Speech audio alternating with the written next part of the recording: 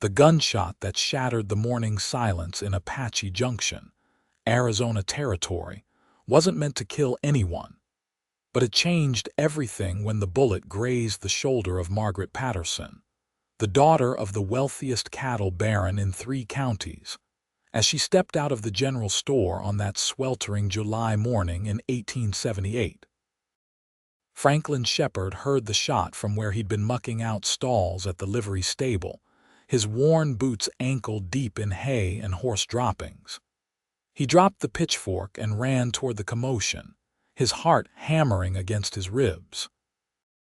The crowd that had already gathered parted reluctantly when he pushed through, their faces a mixture of shock and the peculiar excitement that tragedy brings to small towns. Margaret sat on the wooden sidewalk, her pale blue dress darkening with blood near her shoulder, her face drained of color but her jaw set in a way that told Franklin she was fighting to keep herself together. Her auburn hair had come loose from its pins, cascading over her shoulders in waves that caught the harsh sunlight. "Someone get the doctor," Franklin said, kneeling beside her without thinking about whether he had the right to touch someone so far above his station. His hands moved to examine the wound, gentle despite their calluses and scars from years of hard labor. "I already sent my boy running," said Mrs. Henderson from the bakery, wringing her flour-dusted hands. "Lord have mercy, who would do such a thing?" "It was an accident," Margaret said through gritted teeth, her voice strained but steady. "2 men were fighting outside the saloon. One of them fired wild." Franklin looked up and saw the marshal already hauling 2 drunk cowboys toward the jail, their protests echoing down the dusty street. He turned his attention back to Margaret, pulling the bandana from around his neck. It wasn't clean, but it was cleaner than letting her bleed. "May I?" he asked, meeting her eyes for the first time. They were green, he noticed, the color of spring grass after rain, something precious in this desert country. She nodded, and he pressed the fabric against her shoulder. She winced but didn't cry out. Her hand came up to cover his, holding the bandana in place. Her fingers were soft against his rough skin, and he was suddenly aware of how dirty he must look, how he must smell of horse and sweat and honest work that people like the Pattersons paid others to do. "Thank you," she said quietly. "Mr. Shepard, Franklin Shepard. Most folks call me Frank." "Thank you, Frank." The crowd murmured around them, and Franklin caught the edge of their whispers. Course it had to be Shepard who came running. Boy's got no sense of his place. Patterson's going to have words about this. He felt his jaw tighten but kept his focus on Margaret, on making sure she didn't lose too much blood before Doc Williams arrived. When the doctor finally came rushing down the street, black bag in hand and suspenders showing because he hadn't taken time to put on his jacket, Franklin started to pull away. Margaret's hand tightened on his for just a moment before she let him go. "Thank you," she said again, and there was something in her eyes that made his chest feel tight. "Just doing what anyone would do, miss," he said, standing and backing away as the doctor took his place. The crowd swallowed him up, and he slipped back toward the livery, conscious of the stares that followed him. He didn't see Thomas Patterson arrive in his polished black carriage, didn't see the cattle baron's face go white and then red as he took in his daughter sitting bloodied on the sidewalk.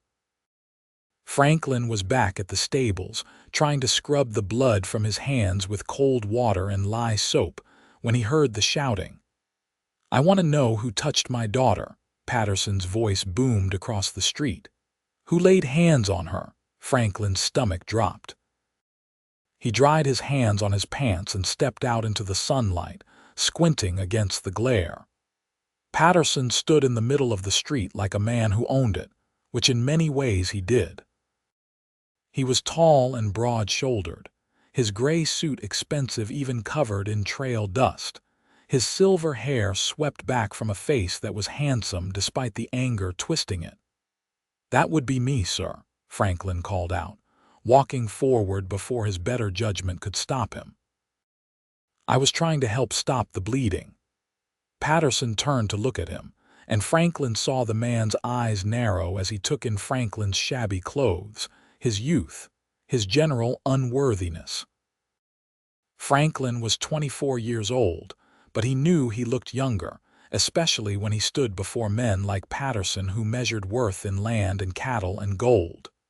"You," Patterson said, the single word dripping with disdain. "You put your hands on my daughter." "I was helping her, sir." She'd been shot. She was bleeding. There were plenty of respectable people in that crowd. Mrs. Henderson, Mr. Carlton from the bank. Any of them could have assisted until the doctor arrived. They were all standing around talking, Franklin said, feeling his own temper rise despite knowing it was dangerous. She needed help right then, not after everyone finished gossiping about it. The crowd had regathered, drawn by Patterson's voice. Franklin saw their faces, some sympathetic, most carefully neutral. Nobody wanted to cross Thomas Patterson. The man owned the biggest ranch in the territory, employed half the men in town at one time or another, and held mortgages on most of the businesses. "Papa, please," Margaret's voice cut through the tension. She'd been bandaged by the doctor and now stood with his support, her face still pale but her chin lifted in defiance. "He helped me. He probably saved my life." "Don't be dramatic, Margaret. It was a graze. You'd have been fine." "You weren't there," she said, and Franklin heard the steel in her voice. "I was bleeding and dizzy and everyone was just staring. He helped me. That's all that happened." Patterson's jaw worked like he was chewing on words too bitter to spit out. Finally, he turned back to Franklin. "I suppose I owe you thanks then, boy. Though in the future you do well to remember your place." "My place," Franklin said slowly, "is to help people when they need it. Doesn't matter who they are." "Frank," old Henry from the livery called warningly from the stable door, "don't push it, son." But Franklin couldn't seem to stop himself.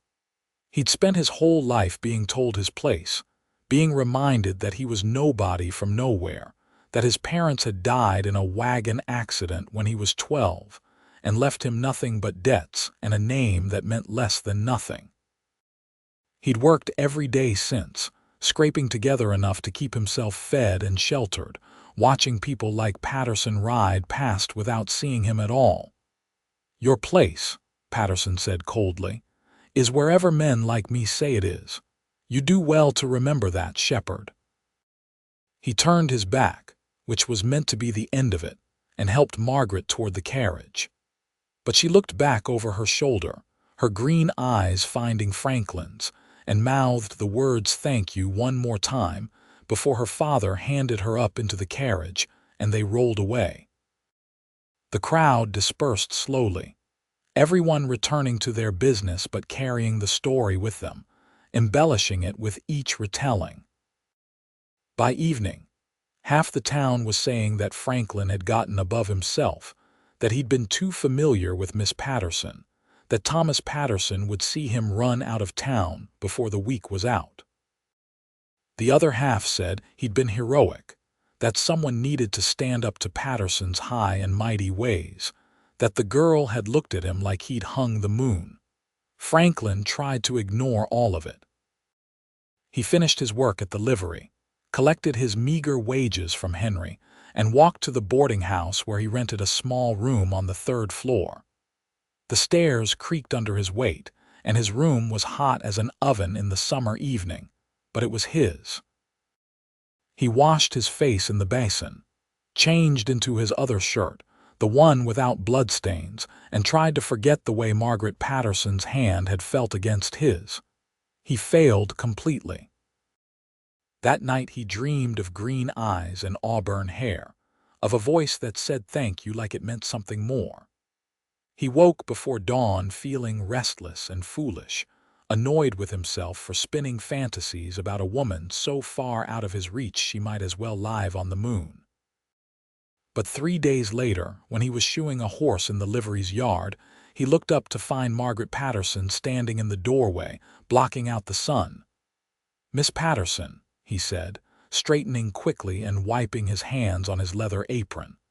"Is something wrong? Your shoulder?"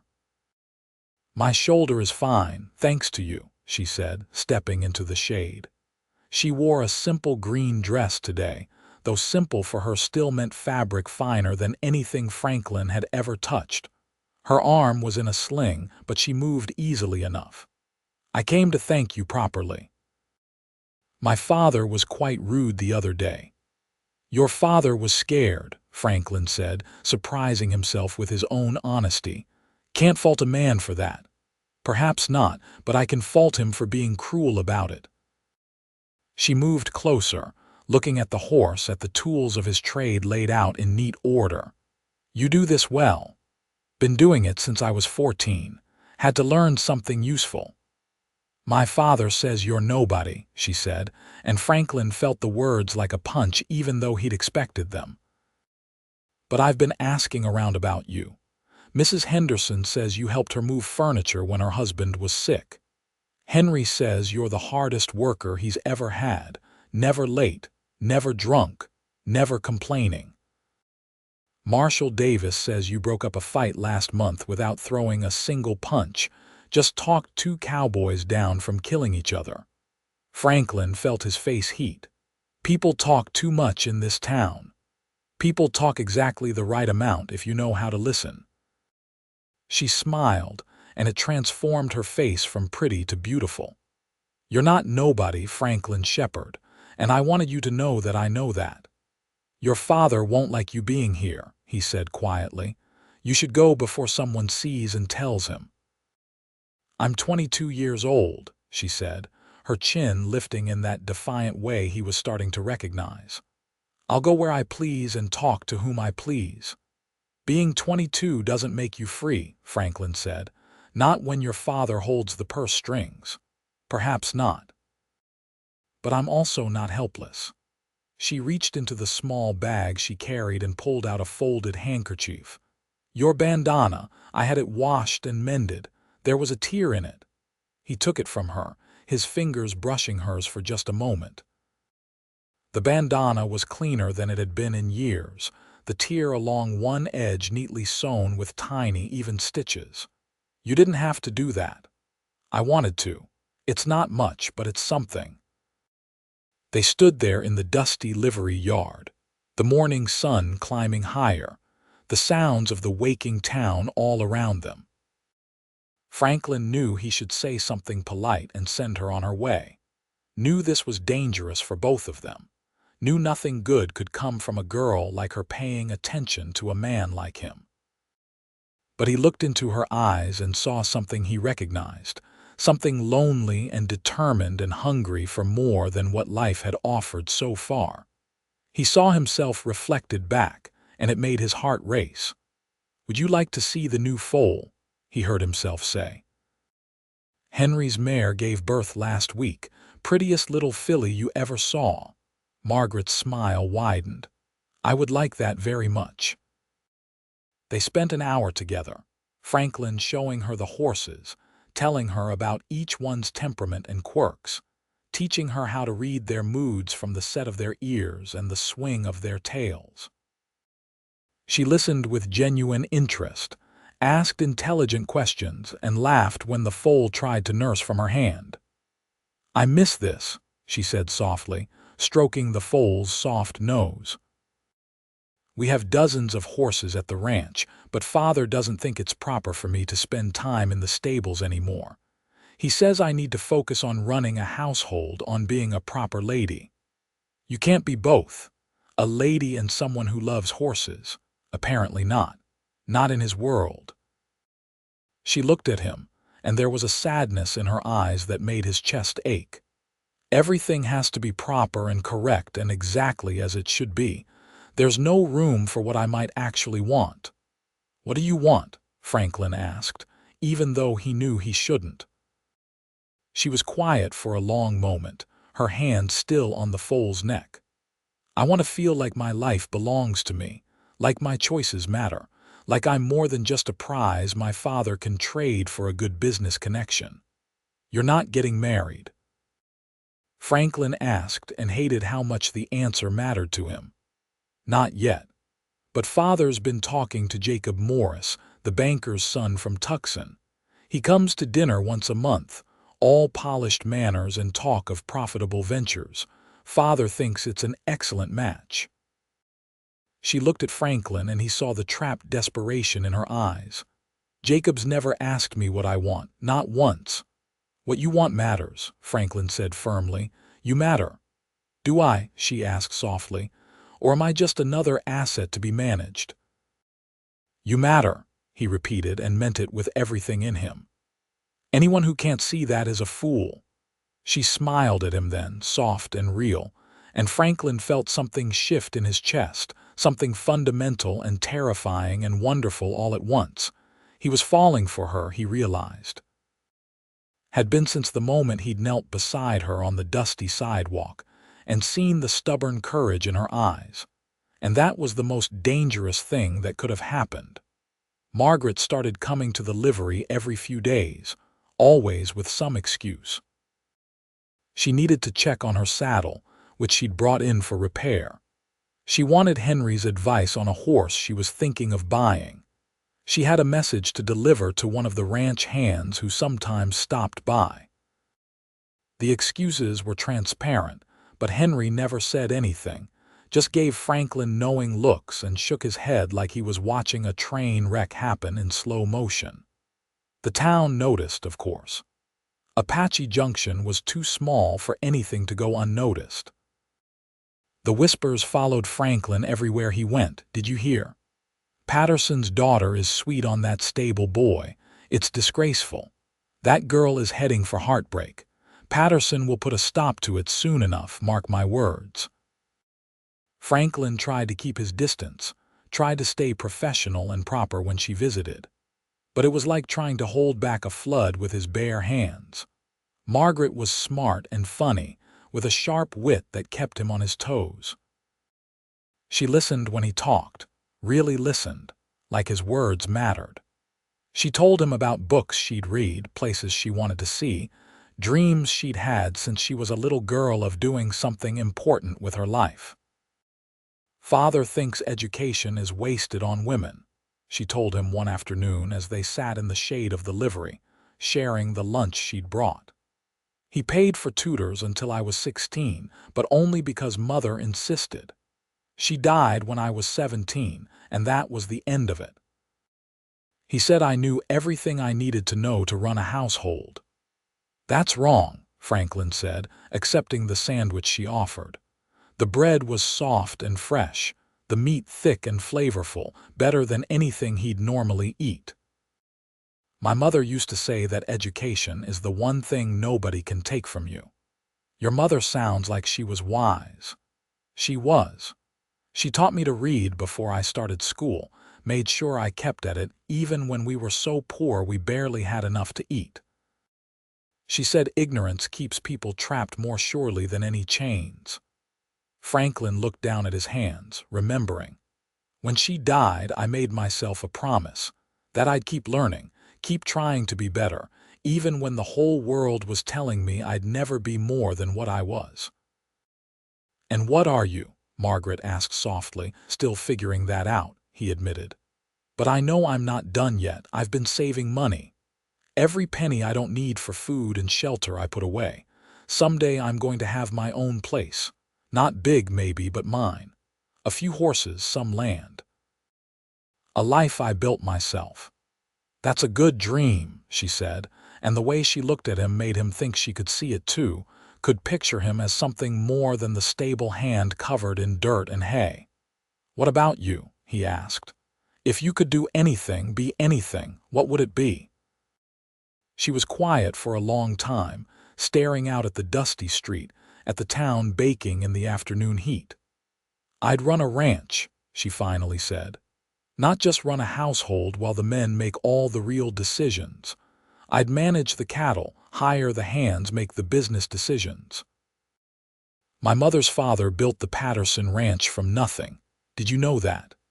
He came out here with $10 and a wagon, and he built an empire. My mother grew up learning every aspect of ranching, could rope and brand and birth calves with the best of them. She taught me everything before she died, even though Father disapproved. So why don't you? Franklin asked. It's your family's ranch as much as his. Because I'm a woman and women don't do such things. At least not proper women, not women who want to be accepted in society. Father's ashamed enough that I can rope a steer.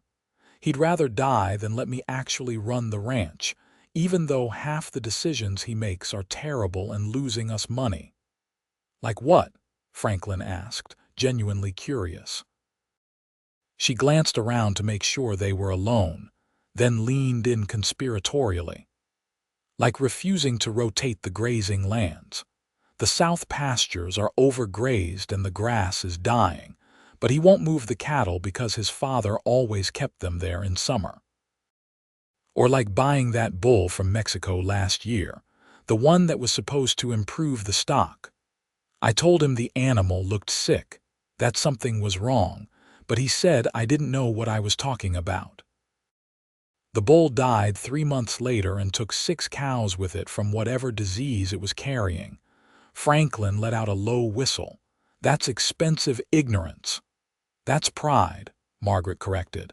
He can't admit that I might know something he doesn't. It would upset his entire view of how the world should work. They talked until the shadows grew long, until Margaret realized she needed to get home before her father sent someone looking for her. As she stood to leave, brushing dust from her skirt, Franklin stood too. "Margaret," he said, then stopped, unsure how to continue. "Yes, this is dangerous, us being friends, I mean. Your father already doesn't like me if he thinks there's something between us." "Is there," she asked, turning to face him fully, "something between us?" Franklin's heart hammered in his chest. He could lie, could laugh it off, could protect them both with denial. But he'd never been good at lying, and he found he didn't want to start now. "Yes," he said simply.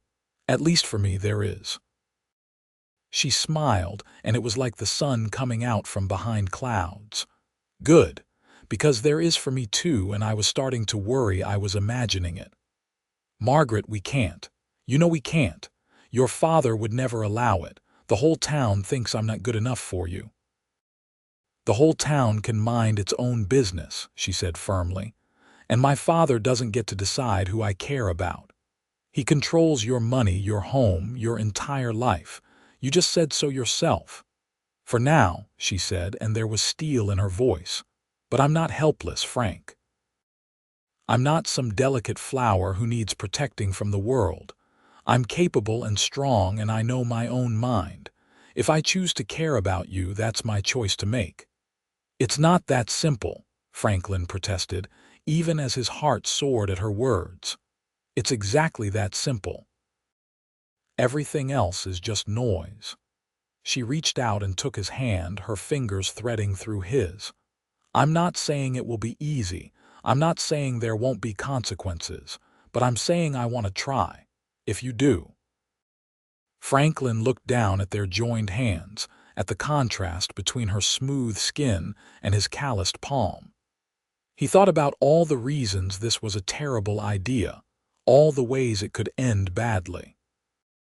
He thought about Thomas Patterson's anger, about the town's judgment, about the very real possibility that he could lose everything for daring to reach above his station. Then he looked into Margaret's eyes and saw the same stubborn courage that had impressed him from the very beginning. And he realized that some things were worth the risk. "I do," he said. "I want to try." She squeezed his hand, then let go and stepped back. "Then we'll figure it out, together." After she left, Franklin went back to work with his head spinning and his heart full. He knew there would be trouble ahead, but for the first time in years, he felt like he was reaching for something real, something that mattered beyond just surviving another day. Henry found him that evening, still working long after the sun had set, finishing tasks that could have waited until morning. "You're playing with fire, boy." the old man said without preamble. Patterson will destroy you if he finds out you're courting his daughter. We're just friends, Franklin said, but the words sounded hollow even to him. Horse manure, Henry said bluntly. I've seen the way you two look at each other. Whole town has seen it. It's only a matter of time before it gets back to Patterson, and when it does, there'll be hell to pay.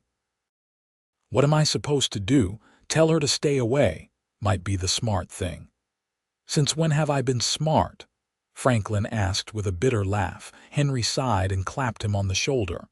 Just be careful, son. Girls like that, their fathers have ways of making problems disappear.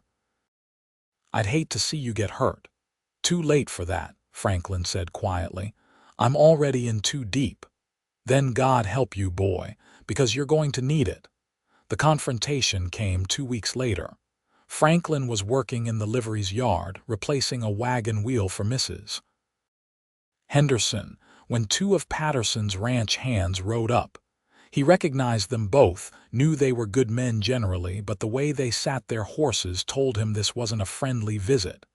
Franklin Shepherd, the taller one asked, though they both knew who he was. That's me. Mr. Patterson wants to see you. Now. Franklin's stomach dropped, but he kept his face neutral.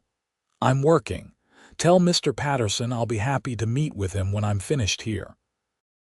He said now, the second man repeated, his hand resting on his hip near his gun belt in a way that wasn't quite threatening but wasn't friendly either. Mrs. Henderson came bustling out of her bakery, wiping her hands on her apron. What's all this then? You boys leave Frank alone. He's doing honest work. This is between him and Mr. Patterson, madam. Best you stay out of it. I'll stay out of nothing, she said indignantly. This is a free country. You can't just order people around like that. It's all right, Mrs. Henderson, Franklin said, setting down his tools. I'll go see what Mr. Patterson wants. Can you ask Henry to finish this up for you? Won't take him but an hour. Frank, you don't have to go with them. Yes, I do, he said quietly. Better to face it head on. He walked to the livery, saddled his horse, and rode out with Patterson's men flanking him like he was a prisoner being escorted to jail. The ride to the Patterson ranch took 40 minutes, and Franklin spent every one of them preparing himself for what was coming. The Patterson ranch house was the grandest in the territory. A sprawling adobe structure with a red tile roof and a wide veranda that wrapped around 3 sides. The gardens were green and lush, a testament to the wealth it took to bring that much water to this desert country. Horses grazed in pristine corrals, cattle dotted the distant hills in the thousands, and the whole enterprise spoke of power and money, and the kind of legacy that got passed down through generations. Franklin dismounted in the yard, very aware of how shabby he must look against such grandeur. One of the hands took his horse, and the other gestured toward the house. He's waiting for you in his office. The inside of the house was cool and dim after the bright sunlight, the floors tiled, the walls hung with paintings and the mounted heads of game animals. A Mexican woman in a neat black dress led him down a hallway to a heavy wooden door. She knocked, received a growled enter, and pushed it open, gesturing for Franklin to go inside. Thomas Patterson sat behind a massive desk made of dark wood, papers spread before him, a glass of whiskey at his elbow. He didn't look up when Franklin entered, just kept reading whatever document held his attention, making him wait. It was a power play, and Franklin recognized it for what it was. Sit, Patterson finally said, still not looking up.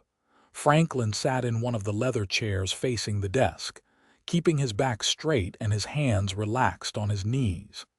He wouldn't give this man the satisfaction of seeing him nervous, even though his heart was racing. Patterson set down the paper and looked at him, his gray eyes cold and assessing. Do you know why you're here? I can guess, sir. Can you? It wasn't a question. Then perhaps you'd like to explain yourself. There's nothing to explain. Your daughter and I are friends, that's all." "That's all," Patterson repeated mockingly. "My daughter, who has everything she could possibly need or want, has decided to spend her time in a livery stable talking to a man who mucks out horse stalls for a living. You expect me to believe that's all there is to it?" "I expect you to trust your daughter's judgment, sir. She's a smart woman. She makes her own choices. She's a girl who doesn't understand the realities of the world," Patterson snapped. "And you're taking advantage of her gratitude because you helped her when she was hurt." "I'm not taking advantage of anyone," Franklin said, feeling his temper rise. "Margaret is my friend. I enjoy her company and she enjoys mine. There's nothing improper about it." "Everything about it is improper." Patterson stood up, planting his hands on the desk and leaning forward. "You are a nobody. You have no family, no prospects, no future beyond backbreaking labor and poverty. My daughter is meant for better things than a life of struggle and want. With all due respect, sir, shouldn't Margaret decide what she's meant for?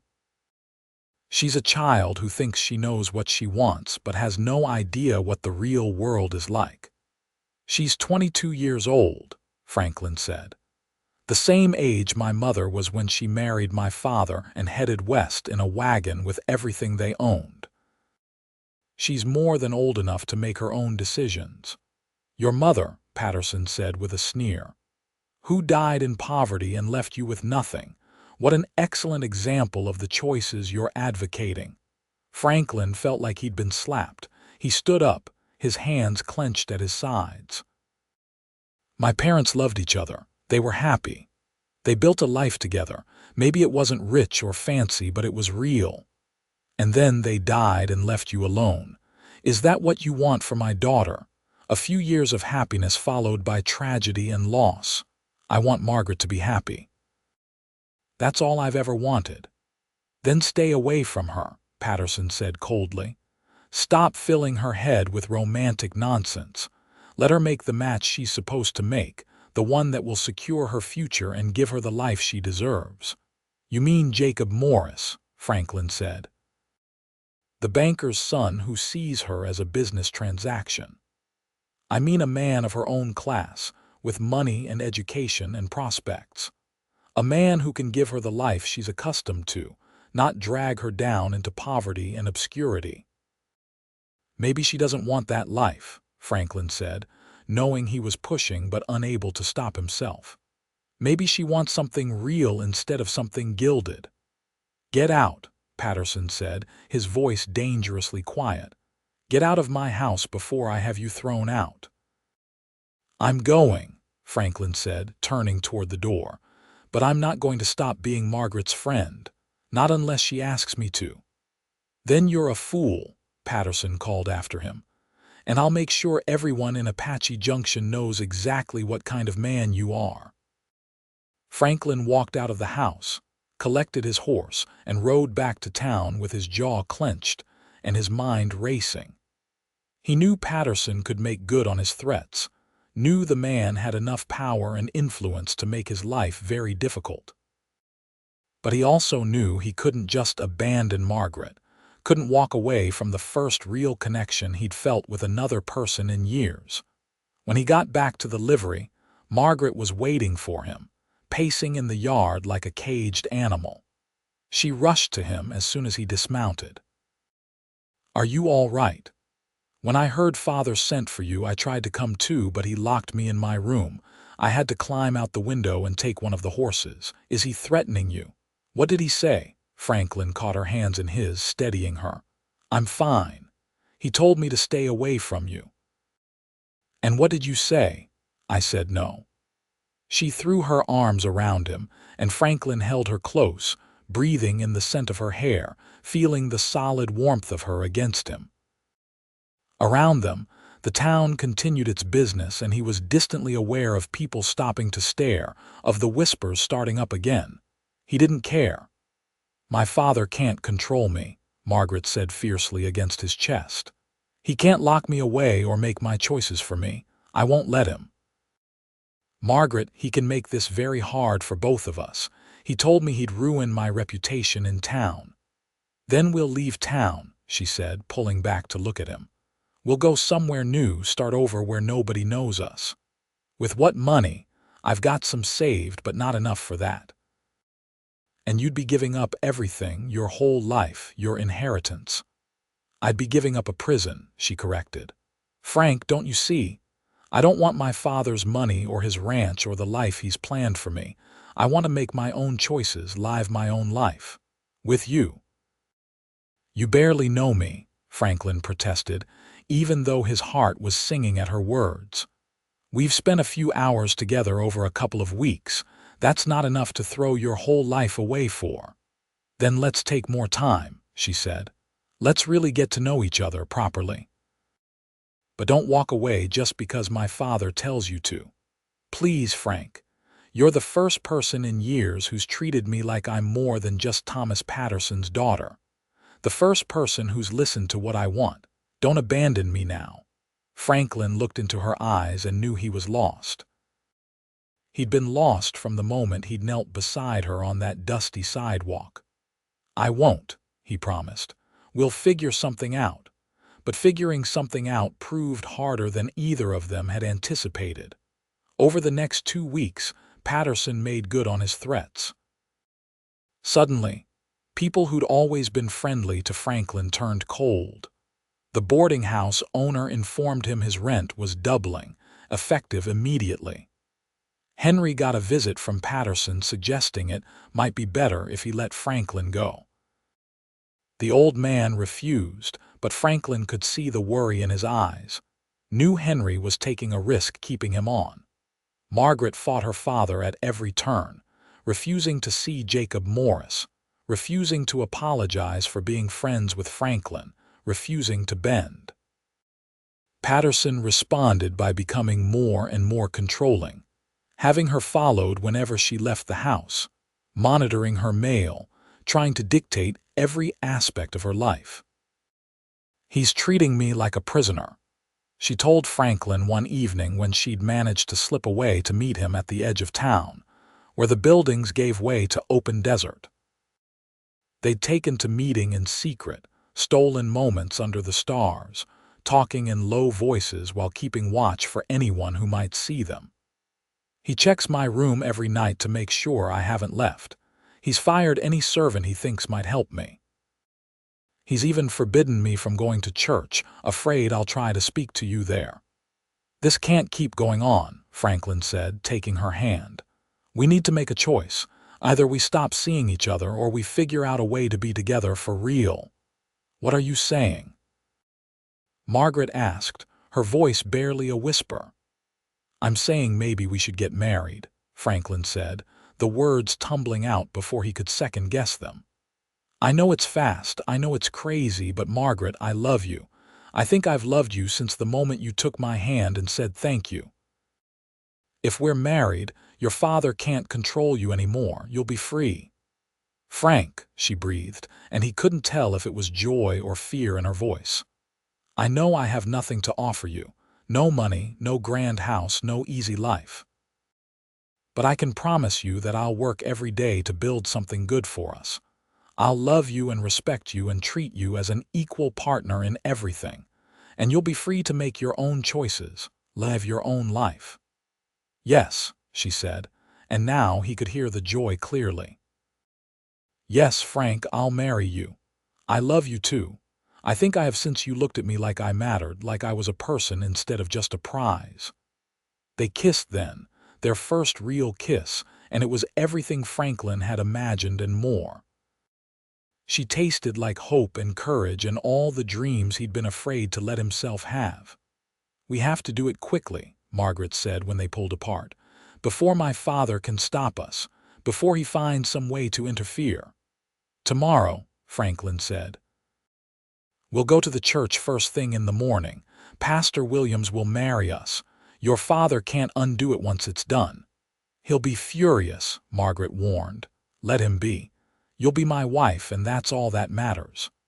They made their plans in whispered voices, working out the details. Margaret would pack a small bag with her most essential belongings, the things she couldn't bear to leave behind. Franklin would arrange things with Pastor Williams, make sure everything was ready. They'd meet at the church at dawn, before the town was awake, before anyone could stop them. Franklin barely slept that night, lying in his small room and staring at the ceiling, his mind racing with excitement and terror in equal measure. He was about to marry Margaret Patterson, the woman he loved, the woman who saw him as more than just a stable hand. But he was also about to make an enemy of one of the most powerful men in the territory, and he knew there would be consequences. Still, when dawn came and he dressed in his best clothes, the only suit he owned, brushed and mended for the occasion, he felt no doubt. He stopped by the livery, told Henry what he was doing. The old man sighed and shook his head but clapped him on the shoulder. "You're either the bravest man I know or the biggest fool," Henry said. "Maybe both, but I wish you luck, son. You're going to need it." Franklin walked to the church as the sun painted the sky gold and pink. Pastor Williams was already there, waiting by the door, looking concerned but resolved. "Are you sure about this, Frank?" he asked. "Thomas Patterson is going to come down on you like the wrath of God himself." "I'm sure," Franklin said. "Margaret and I love each other. That has to count for something." "Love counts for a great deal," the pastor agreed. "But it doesn't pay bills or stop angry fathers. Just be prepared for a rough road ahead." "I've walked rough roads before. I can handle it." They waited as the sun climbed higher and Franklin started to worry. Had Margaret changed her mind? Had her father discovered her plans and stopped her? Had she realized that a life with him would be too hard, too different from everything she'd known? Then he saw her coming down the street, a small carpetbag in her hand, wearing a simple dress of pale yellow that made her look like captured sunshine. Her hair was down, flowing over her shoulders, and she was smiling even though he could see she'd been crying. "I'm sorry I'm late," she said breathlessly when she reached him. "Father had the house watched. I had to wait until the guard fell asleep, and then I had to climb down from my window. I think I tore my dress." Franklin looked and saw a small rip along the hem, evidence of her escape. He took her hand and squeezed it. "You're here. That's all that matters. Are you ready?" "I'm ready," she said firmly. "Let's do this before I lose my nerve or my father shows up with a shotgun." Pastor Williams led them into the church, the interior cool and dim after the bright morning light. There were no flowers, no music, no guests to witness the moment. Just the three of them and God, which Franklin figured was enough. The ceremony was simple and quick, Pastor Williams speaking the traditional words with quiet sincerity. Franklin repeated his vows, promising to love and cherish Margaret for the rest of his life, and meant every word with everything in him. Margaret's voice shook as she made her own promises, but she didn't hesitate, didn't falter. "I now pronounce you man and wife," Pastor Williams said. "Frank, you may kiss your bride." Franklin cupped Margaret's face in his hands and kissed her gently, sealing the promises they'd just made. When they pulled apart, she was crying, but she was smiling too, her whole face radiant with joy. "We did it," she whispered. "We're married. I'm free." "We're free," Franklin corrected. "Both of us." Pastor Williams wished them well and gave them the marriage certificate, the proof that would protect them from Patterson's interference. They thanked him and walked out into the morning sunlight as husband and wife, their whole future stretching before them, uncertain but bright with possibility. They made it halfway down the street before Thomas Patterson found them. He came riding up fast, his horse throwing dust, three of his ranch hands with him. His face was purple with rage, his eyes wild. Franklin instinctively stepped in front of Margaret, shielding her with his body. "Get away from my daughter, you worthless piece of trash," Patterson roared, dismounting before his horse had fully stopped. "I'll kill you for touching her." "Father, stop," Margaret said, stepping around Franklin. It's done. We're married, you can't change it. Married. Patterson looked like he'd been gut-punched. That's not possible. You're not of age to marry without my consent. I'm 22, Margaret said firmly. I don't need your consent. We're married legally and properly. Pastor Williams has the certificate on file. Patterson's hand went to the gun at his hip, and Franklin tensed, ready to move if he had to. But the rancher didn't draw, just stood there breathing hard, his whole body shaking with fury. You'll regret this, he said, his voice low and venomous. Both of you. Margaret, you're throwing away everything for this nobody. When you're living in poverty, when you're cold and hungry and struggling to survive, don't come crying to me for help. I won't need your help, Margaret said, and Franklin heard the hurt beneath her brave words. I have Frank. That's enough. It won't be, Patterson spat. Mark my words, girl. Love doesn't put food on the table or keep a roof over your head. You'll learn that soon enough. He turned to Franklin, and the look in his eyes was pure hatred. As for you, you're finished in this town. I'll make sure no one will hire you, no one will rent to you, no one will sell you so much as a loaf of bread. You'll wish you'd never laid eyes on my daughter. No, sir, Franklin said quietly. I could never wish that. Patterson made a disgusted sound and turned to his men. Let's go. I've wasted enough time on these fools. They rode away, leaving Franklin and Margaret standing in the street, holding hands, watching the dust settle. Around them, townsfolk had gathered, drawn by the commotion, whispering and staring. Franklin saw some sympathetic faces, but more that were closed and judgmental. Come on, he said to Margaret. Let's get your things to my room. It's not much, but it's home for now. They walked to the boarding house, and Franklin felt Margaret's hand trembling in his. He squeezed it reassuringly, but inside he was terrified. Patterson had just declared war on them, and he had all the weapons. The boarding house owner met them at the door, her face apologetic but firm. I'm sorry, Frank, but I can't let you back in. Mr. Patterson was just here. He paid me a year's rent on your room if I'd evict you immediately. I can't say no to that kind of money. You're evicting me, Franklin said, stunned. Just like that. Your things are packed. They're on the porch. She wouldn't meet his eyes. I'm sorry, I really am. But I have to think of my own livelihood. Franklin wanted to argue but saw it would be useless. Patterson's reach was long, and his money talked loud. He collected his single bag of belongings from the porch, grateful that he'd never owned much, and turned back to Margaret. Looks like we're homeless, he said, trying to keep his voice light. Henry will let us stay at the livery, Margaret said. I'm sure of it. But when they got to the stable, Henry was waiting for them with sad eyes and slumped shoulders. I can't, son, he said before Franklin could even ask. Patterson was here too. He gave me a choice. Fire you and turn you out, or he'll buy this livery and shut it down, put me and my workers out on the street. I can't let that happen. I have 4 men depending on me for their wages. I understand, Franklin said, even though his heart was sinking. I don't blame you, Henry. You have to do what's right for your business. I'm sorry, boy, if there was any other way. Henry pressed a small pouch into Franklin's hand. Your wages for the rest of the month plus a little extra. It's not much, but it might help.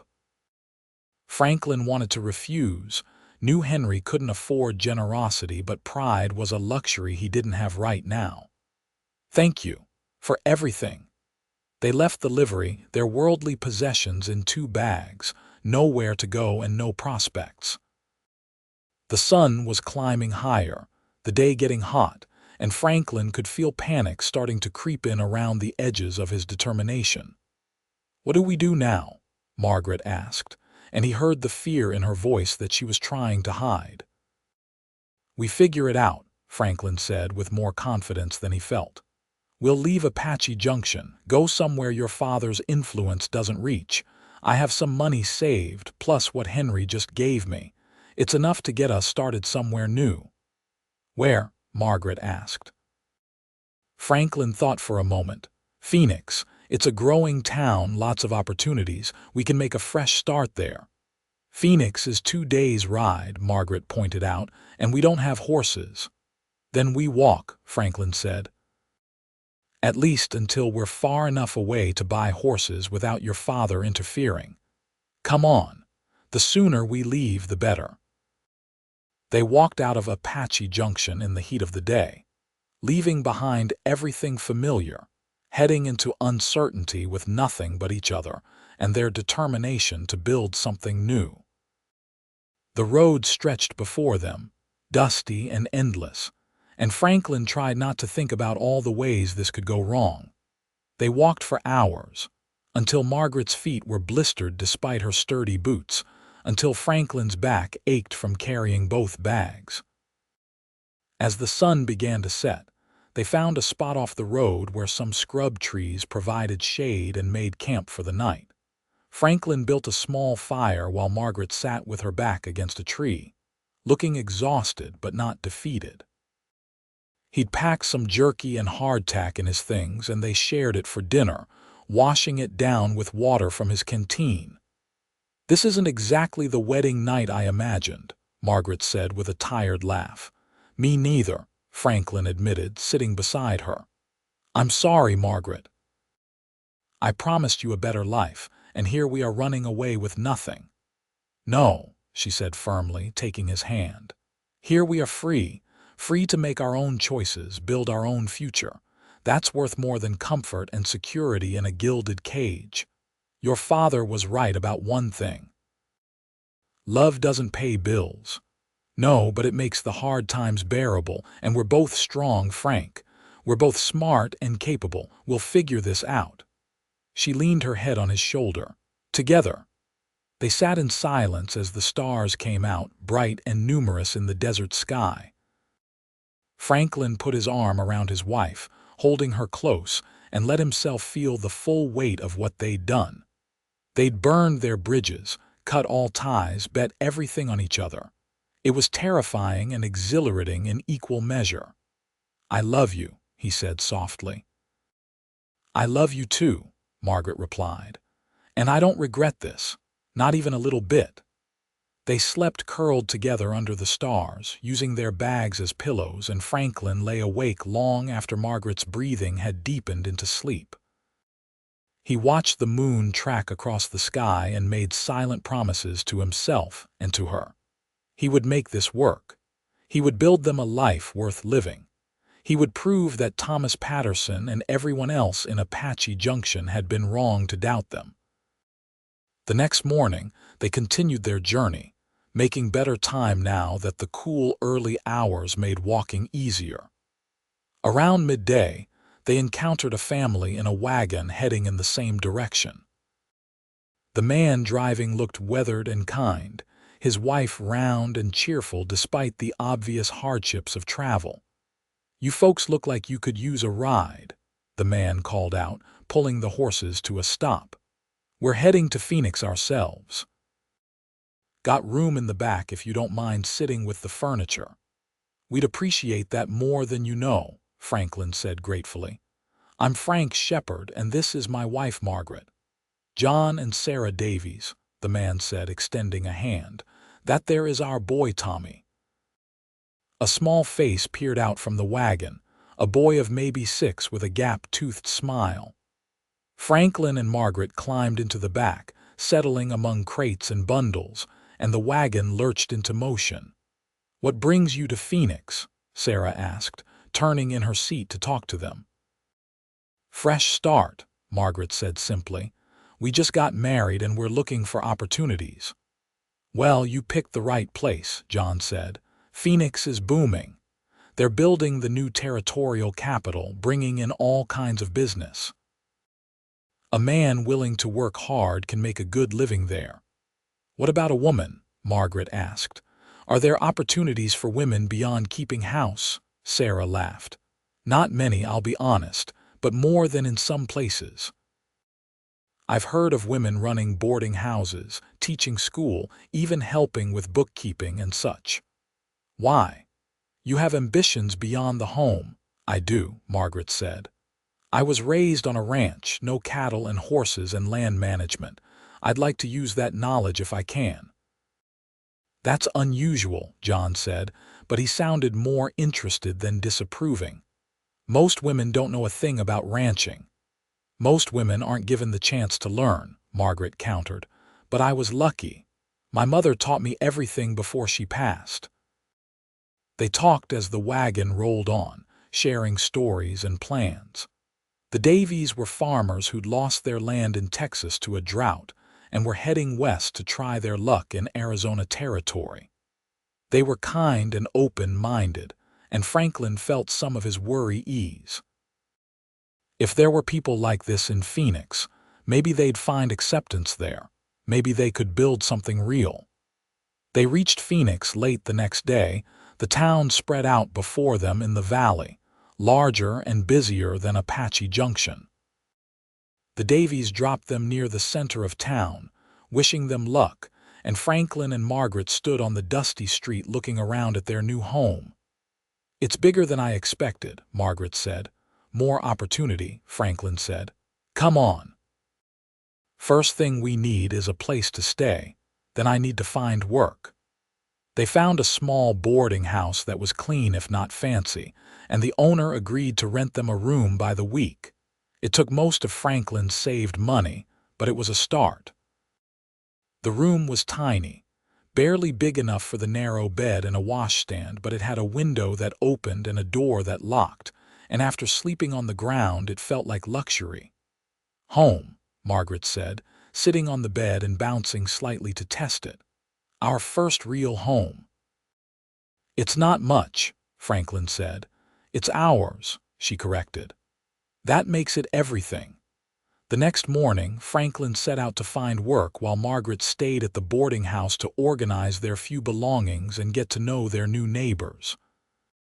He walked the streets of Phoenix, stopping at every stable, every smithy, every place that might need a man who knew horses and wasn't afraid of hard work.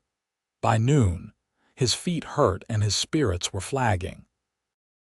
Every place was either already fully staffed or wanted references, and Franklin had no one to vouch for him. He couldn't very well ask Henry to write him a letter, not when doing so might cost the old man his livelihood. He was walking past a large stable on the edge of town, debating whether to try there or save himself the rejection, when he heard shouting from inside. Without thinking, he ducked through the open doors and saw two men trying to control a panicked horse. The animal was rearing and kicking, eyes rolling white, and the men were making it worse by yanking on the lead rope and yelling. "Stop," Franklin called out, moving forward quickly. "You're scaring him more." "Get out of here," one of the men snapped. "This animal is dangerous. We're trying to get him under control before he hurts someone." "You're going about it all wrong," Franklin said. He approached the horse slowly, keeping his movements smooth and non-threatening, speaking in a low, calm voice. "Easy now, boy. Nobody's going to hurt you. You're all right." The horse stamped and snorted, but its ears flicked toward Franklin's voice. He kept talking, kept moving slowly closer until he could reach out and touch the animal's neck.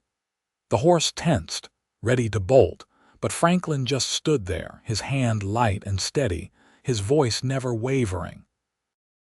Gradually, the horse calmed, its breathing slowing, the panic leaving its eyes. Franklin took the lead rope from the stunned handler and led the horse to a stall, still talking softly, still moving with careful confidence. He settled the animal with some hay and fresh water, checked it over for injuries, and found some swelling on its front leg. "There's your problem," he said to the handlers who'd followed him to the stall. "Horse is hurt. That's why it's acting out. Get some cold water on that leg and keep him still for a few days. He'll be fine." "How did you do that?" one of the men asked, looking at Franklin with new respect. "We've been trying to handle that horse all morning." "You have to think like they do," Franklin said. "Horses are prey animals. When they're scared or hurt, their instinct is to fight or run. You can't force them to calm down. You have to show them they're safe." "That was impressive," a new voice said, and Franklin turned to see a well-dressed man approaching, probably in his 50s, with sharp eyes and an air of authority. "Who are you?" Franklin shepherded. "I'm looking for work, actually. I'm good with horses." "I can see that." "I'm Robert Chen. I own this stable and a few others in town. You have experience." "Been working with horses since I was 14. I can shoe, train, handle, treat common ailments. I'm a hard worker and I learn fast." Chen studied him for a long moment. "I could use someone with your skills. Most of my hands are good at basic care, but they don't have your touch with difficult animals. I can offer you $15 a week, 6 days a week, room and board if you need it." $15 was more than Franklin had made in Apache Junction, and he felt a surge of relief so strong it made him dizzy. "I have a room already, but I'll take the job. Thank you, sir." "Thank your talent," Chen said. "I'm a businessman, Shepherd. I hire people who can do the work.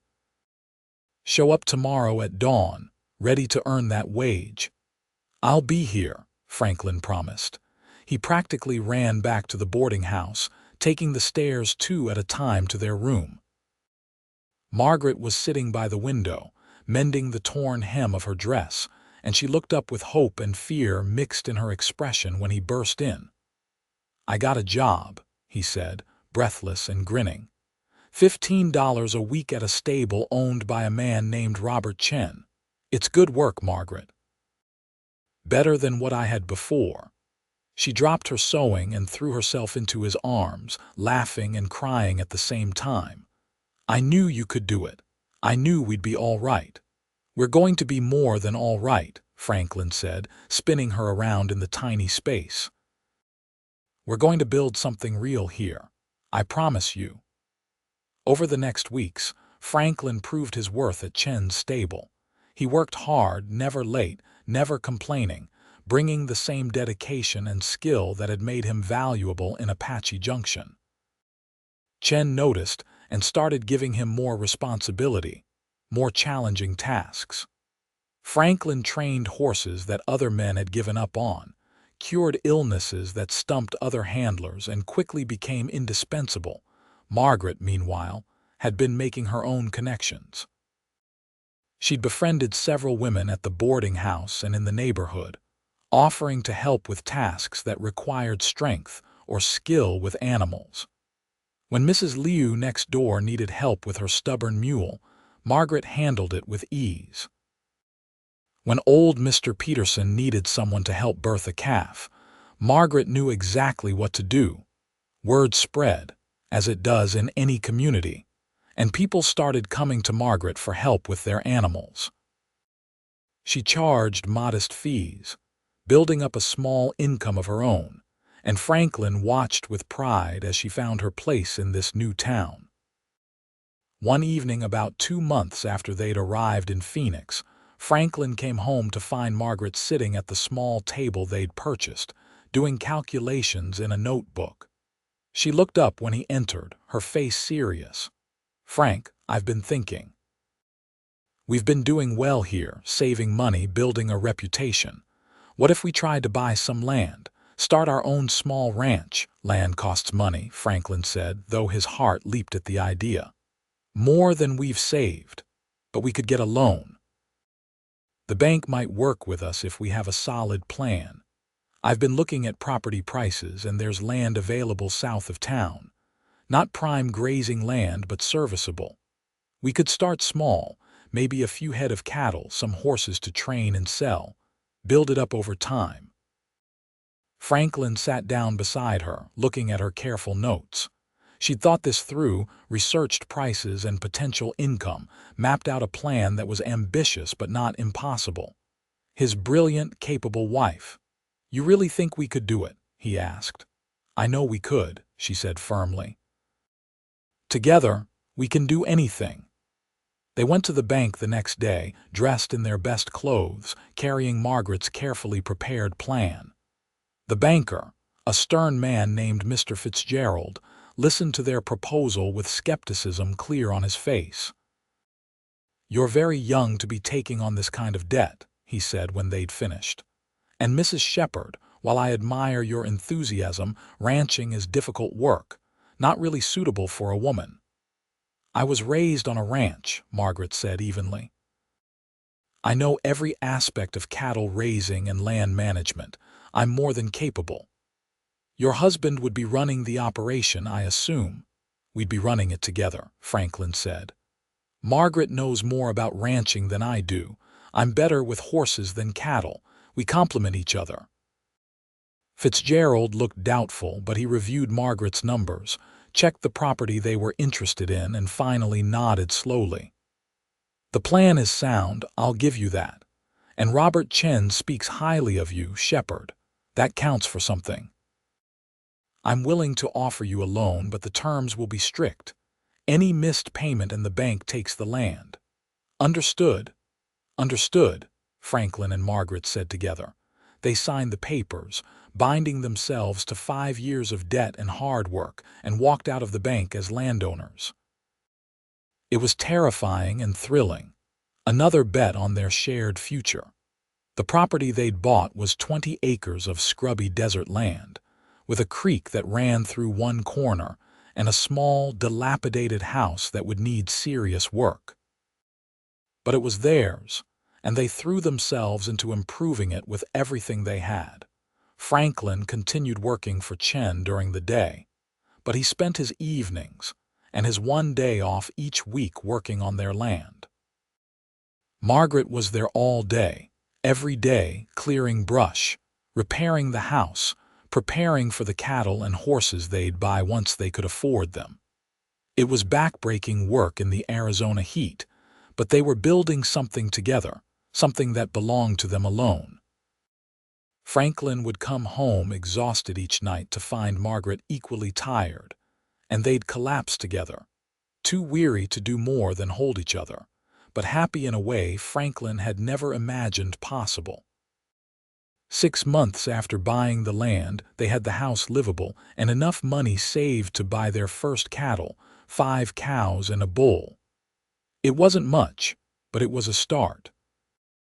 Margaret managed them with practiced skill, rotating their grazing, checking their health daily, planning for the calves that would come in the spring. Franklin bought a half-wild horse that nobody else wanted, got it for cheap, because people thought it was untrainable. He spent weeks working with the animal, patient and persistent, until it transformed into a reliable mount. He sold it for 3 times what he'd paid, and they used the profit to buy 2 more horses to train. Slowly, painfully, their little ranch began to grow. The cattle had healthy calves. The horses they trained sold well. Chen raised Franklin's wages, impressed with his dedication and skill. Margaret's reputation for knowing animals spread, and she started getting calls to help with difficult births or sick livestock, earning extra money that went straight into their savings. They were making it work through sheer determination and hard labor, proving with every passing month that the love everyone had said wasn't enough actually was, that 2 people committed to each other could overcome any obstacle. On their first anniversary, Franklin surprised Margaret with a gift. It wasn't much, just a new saddle he'd been saving for, tooled leather with her initials worked into the design. But when she saw it, tears sprang to her eyes. "Frank, we can't afford this," she said, even as her hands traced the beautiful craftsmanship. "Yes, we can," he said firmly. "I did the math. Margaret, we're going to make our loan payment this month with money left over. We're actually getting ahead. And you need a good saddle if you're going to be riding the property every day." "I can't believe we've made it a whole year," she said, sitting beside him on the porch of their little house, looking out over the land they'd worked so hard to improve. "When we left Apache Junction, I was so scared. I tried not to show it, but Frank, I was terrified we'd made a terrible mistake." "And now," he asked, taking her hand, "now I know it was the best decision of my life. I'm happy, Frank. Really, truly happy. I'm doing work I love, building something that matters with a man who sees me as an equal partner. I couldn't ask for more.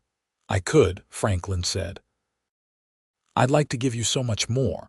A bigger house, more land, security beyond just scraping by. We'll get there, Margaret said confidently. We're just getting started. She was right. Their second year was even better than the first. The cattle herd grew to 15 head. They trained and sold 8 horses. Margaret's side business helping other ranchers brought in steady income. They hired their first employee, a young Mexican man named Carlos who needed work and wasn't afraid to labor in the desert heat.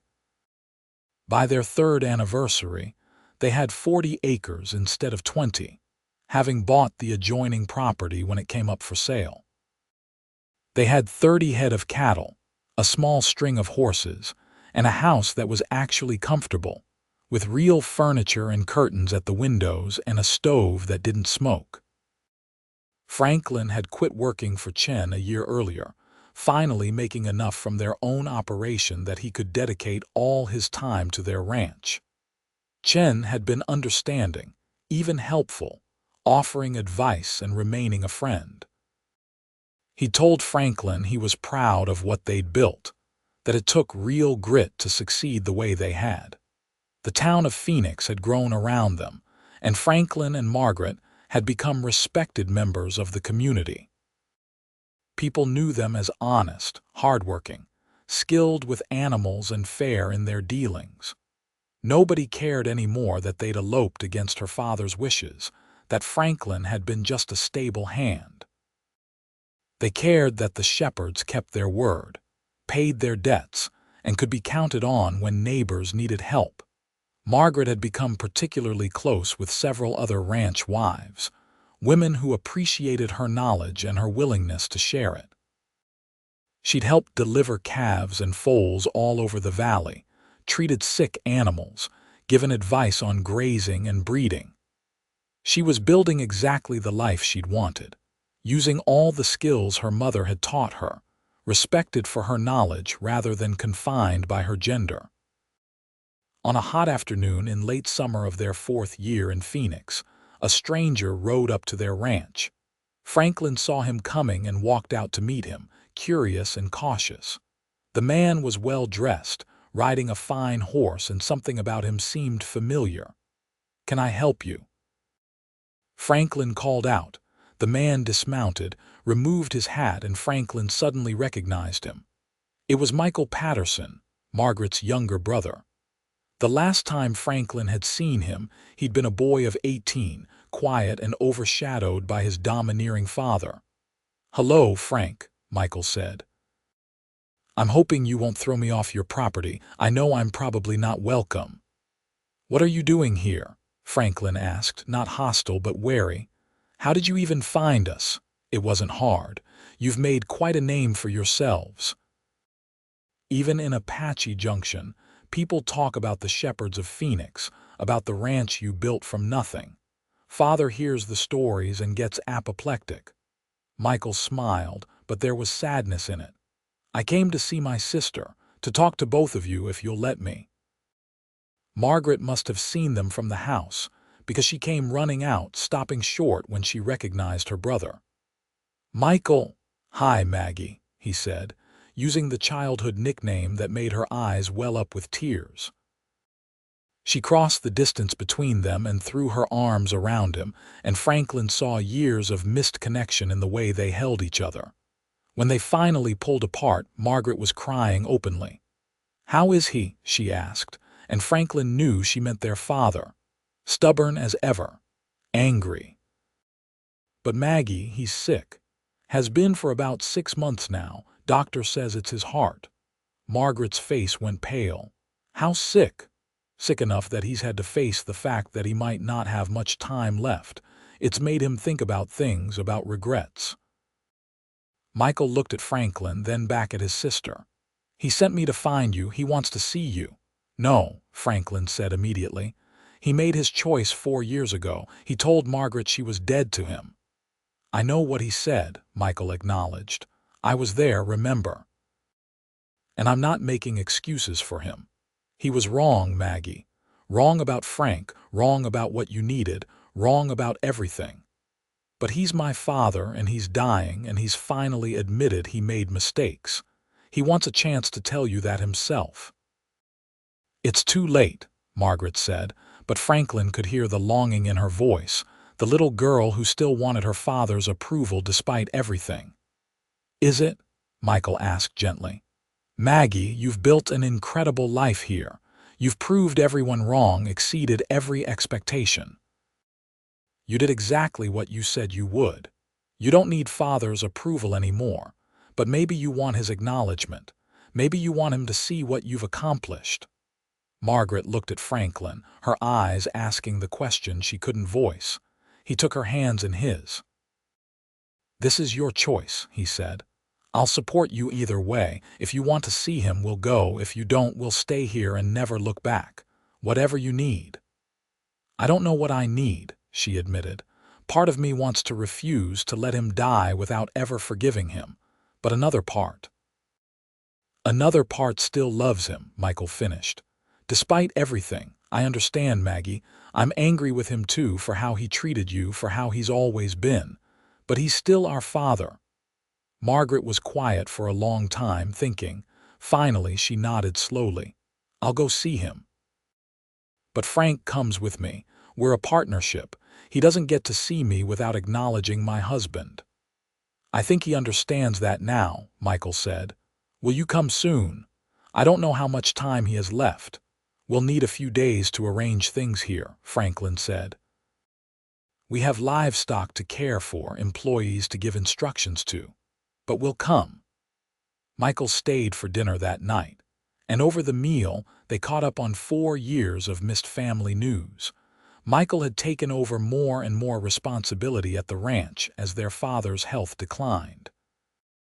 He'd made improvements, modernized some of their practices, and the operation was doing better than ever despite Thomas Patterson's illness. You should see the place, Maggie, Michael said. I've been implementing some of the things you used to talk about. Rotating the pastures, better breeding selection, more humane handling practices. Father fought me on all of it at first, but when he saw the results, he had to admit you were right. You told him I suggested those things? Margaret asked, surprised. Of course. I'm not going to pretend I came up with your ideas. Besides, I think it helped him start to realize that maybe he'd been wrong about you, about your abilities. After Michael left the next morning to head back to Apache Junction, Franklin and Margaret spent the day preparing for their trip. Carlos would stay at the ranch with his cousin to manage things while they were gone. The cattle and horses would be fine for a week or two. Margaret was quiet as they made preparations, and Franklin could see the storm of emotions playing across her face. He gave her space to process, but stayed close in case she needed him. That night, as they lay in bed, she finally spoke. I'm scared to see him. I know, Franklin said, pulling her close, but you're not the same person who left Apache Junction 4 years ago. You're stronger now, more confident. He can't hurt you anymore unless you let him. What if he still thinks I made a mistake? What if he looks at me with disappointment?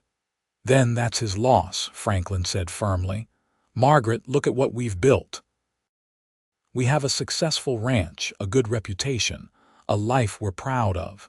We did this together with hard work and determination. If your father can't see that, if he can't be proud of you, that's his failure, not yours. Do you ever regret it? She asked softly. Taking me on, dealing with all the trouble my family caused. Not even for a second, Franklin said, meaning it with everything in him. You're the best thing that ever happened to me, Margaret. You made me believe I could be more than what I was born to. You gave me a reason to build something lasting. I'd do it all again in a heartbeat. She kissed him then, deep and grateful, and they held each other in the darkness, drawing strength from their connection. 3 days later, they set out for Apache Junction. The journey took 2 days on horseback, and with every mile, Franklin felt Margaret growing more tense beside him. He kept up a steady stream of conversation, trying to distract her, reminding her of all they'd accomplished, all they had to be proud of. When Apache Junction finally came into view, dusty and familiar and full of memories both good and bad, Margaret pulled her horse to a stop. "I'm not ready," she said. "Yes, you are," Franklin countered. "You're ready because you're not that scared girl who ran away in the night anymore. You're a successful rancher, a respected member of your community, a woman who knows her own worth. You're ready." She took a deep breath and nodded. "Together, always together," he promised. They rode into town side by side, and Franklin felt the stares start immediately. People recognized them, whispered to each other, pointed. He saw Mrs. Henderson come out of her bakery, her face breaking into a wide smile when she recognized them. She waved enthusiastically, and Franklin waved back, grateful for at least one friendly face. The Patterson Ranch was exactly as Franklin remembered it, grand and imposing, a testament to wealth and power. But now, knowing what he knew, understanding what it had cost Margaret to grow up here, it seemed less impressive and more like a beautiful prison. Michael met them in the yard, looking relieved. "You came. Father's been asking about you every day. Come inside. I'll take you to him." The house was the same too, cool and dim, expensive and carefully maintained. Michael led them through hallways Franklin had only glimpsed once before, to a bedroom at the back of the house. He knocked softly, then pushed open the door. Thomas Patterson sat in a chair by the window, wrapped in a blanket despite the warm day. He'd lost weight, Franklin saw immediately, his face gaunt, his hands thin.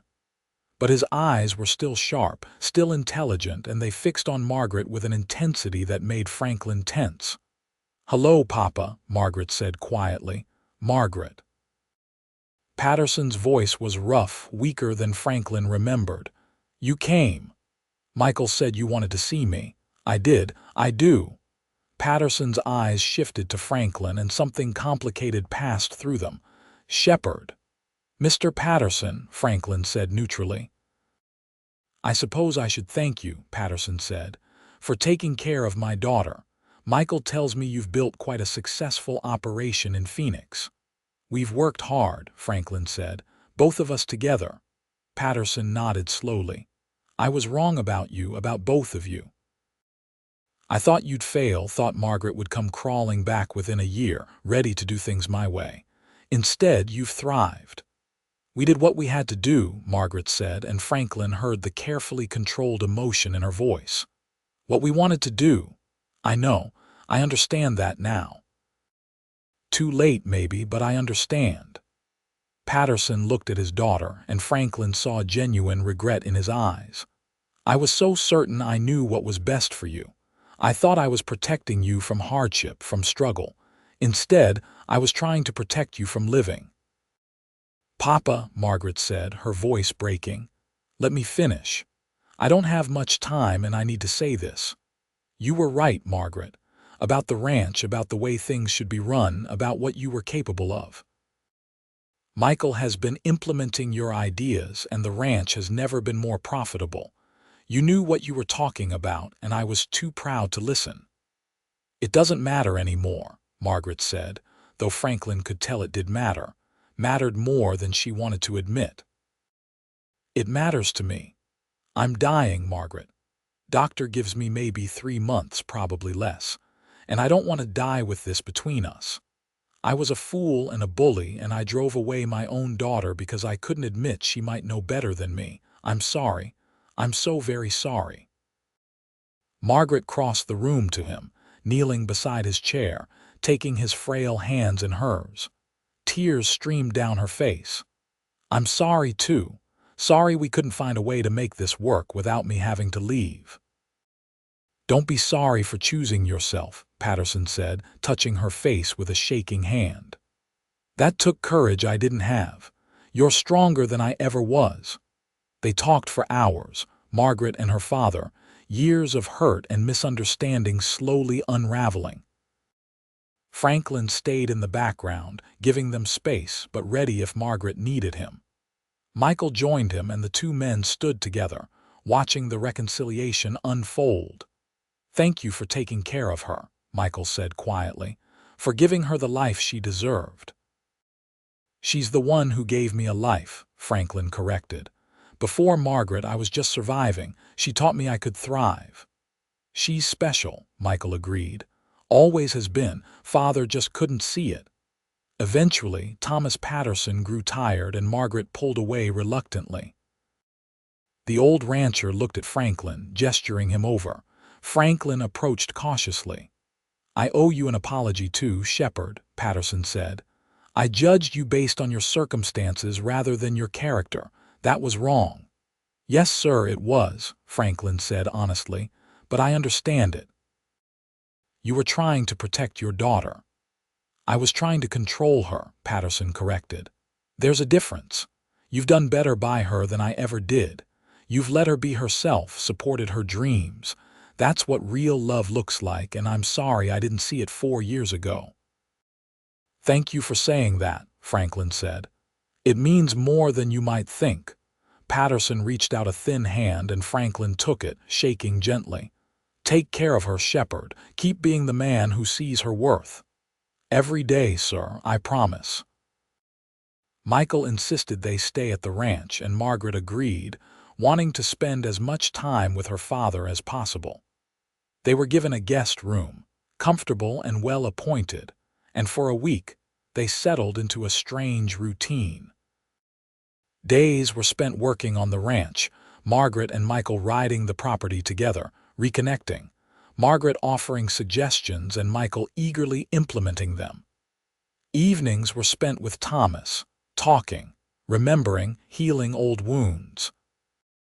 Franklin helped where he could, working with the Patterson ranch hands, sharing what he'd learned about horse training and treatment. He gained their respect quickly, and he could see the whispers changing from doubt to admiration. By the end of the week, people were talking about how lucky Margaret had been to find a man like Franklin Shepherd, how they'd been wrong to doubt them. Henry from the old livery came to visit one evening, looking sheepish. "Heard you were in town. Wanted to apologize, Frank, for letting you go the way I did."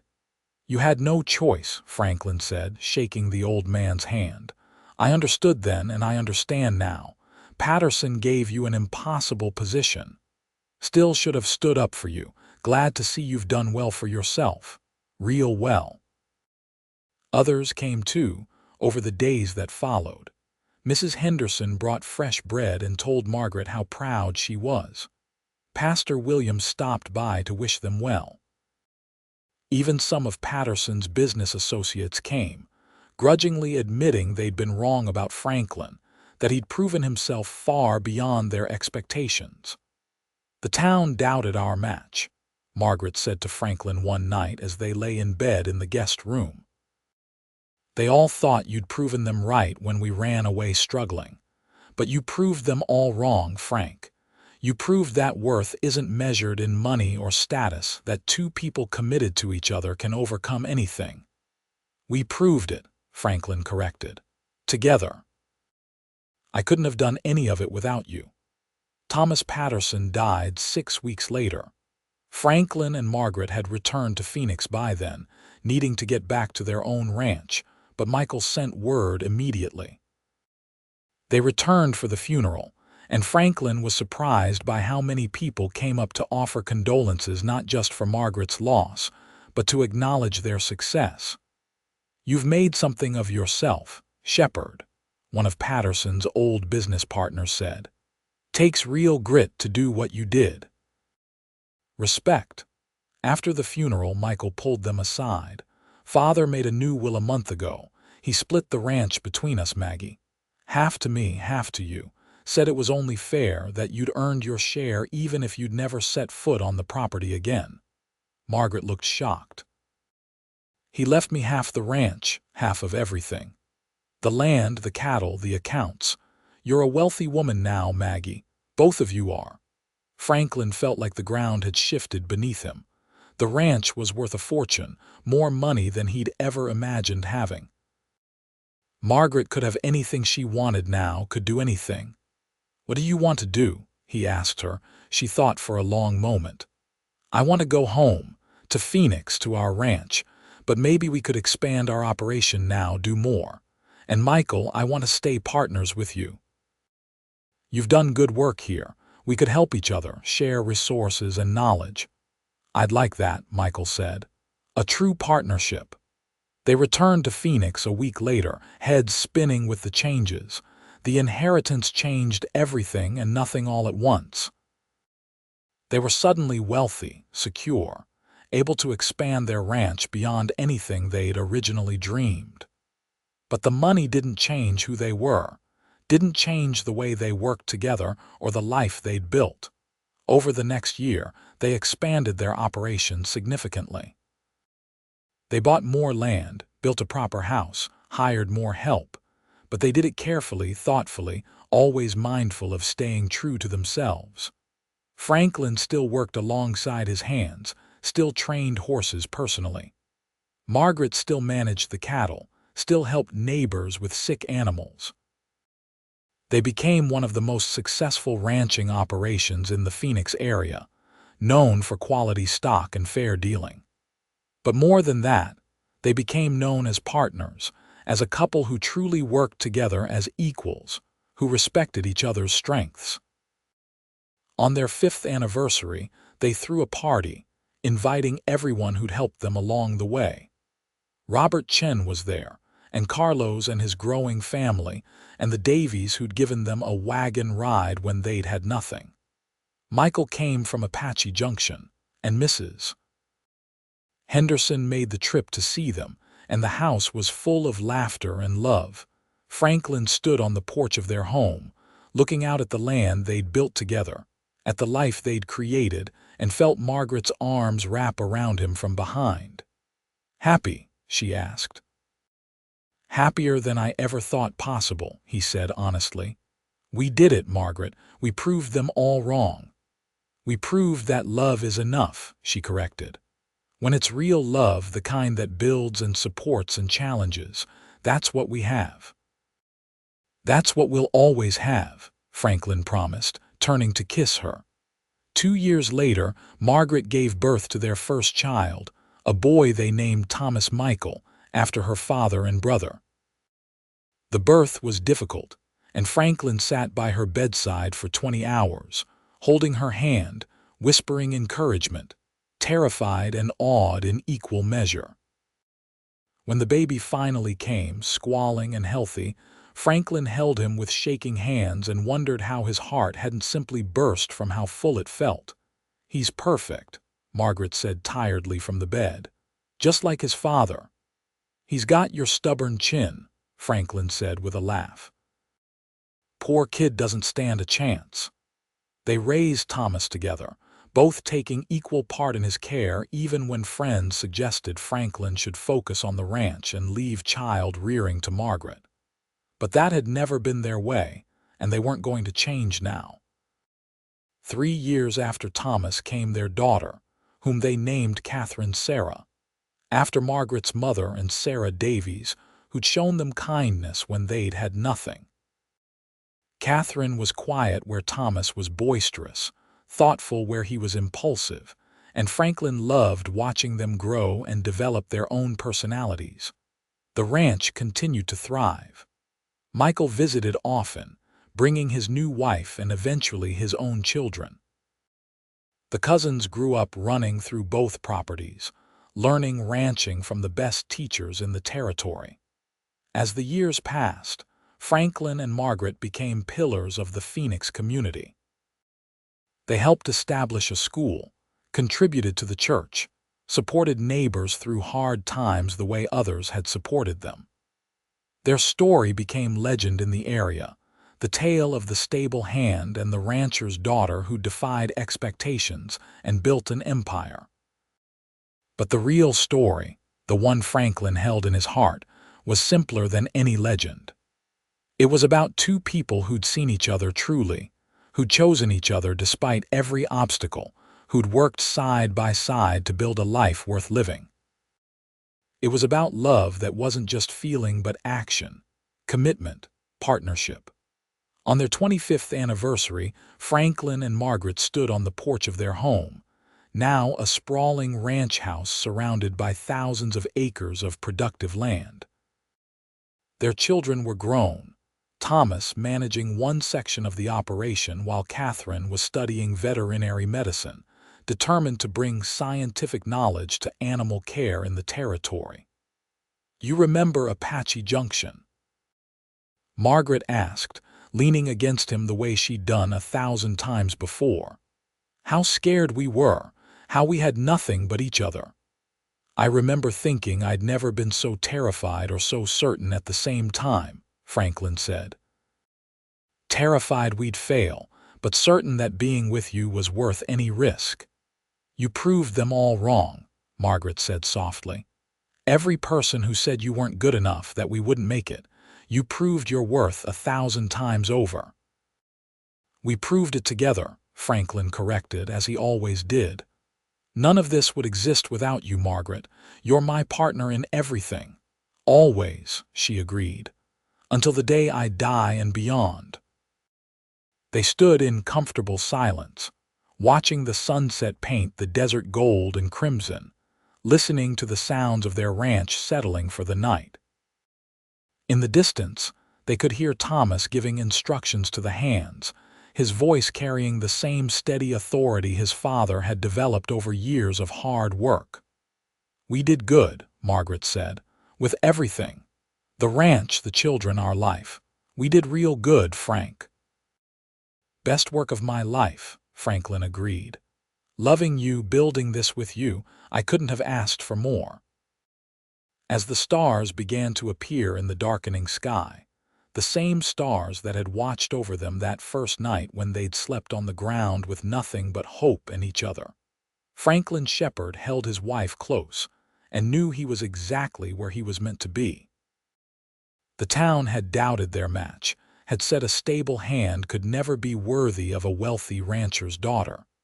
But Franklin had proved them all wrong, not through grand gestures or sudden fortune, but through years of steady love, hard work, and unwavering partnership. He'd proved that worth came from character, that love built on mutual respect could overcome any obstacle, that two people committed to each other could build something lasting and real. And in proving them wrong, he'd found everything he'd ever wanted: a life of purpose, a family of his own, and most precious of all, the love of a woman who saw him for exactly who he was and chose him anyway, every single day. Their story would be told in Arizona territory for generations, but the ending was always the same: the cowboy and the rancher's daughter who'd bet everything on each other and won.